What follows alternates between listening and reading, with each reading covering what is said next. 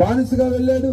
కానీ ఒక దినాన దేవుడు తీసుకుని వచ్చి నిబంధనలో ఉన్నాడు కనుక తీసుకొచ్చి ప్రధానమంత్రి చేస్తే వందనము చేయుడని అందరూ పలుకుతున్నారు. దేవునికి స్తోత్రం. దావీదు దేవుడిని స్తుతించాడు, దేవుడిని ఆరాధించాడు. అహంకారమైన మనసు లేదు.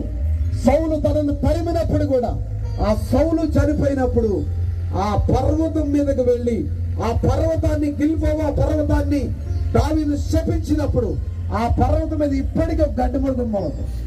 అంటే దావీదు యొక్క మాటను దేవుడు స్థిరపరిచాడు. నీ మాటను కూడా స్థిరపరుస్తాడు. దావీదుని తరమాలని చూసినటువంటి దావీదు హల్లెలూయా చంపగలను అని చూశాడు, చెప్పాడు, కానీ చంపలేదు.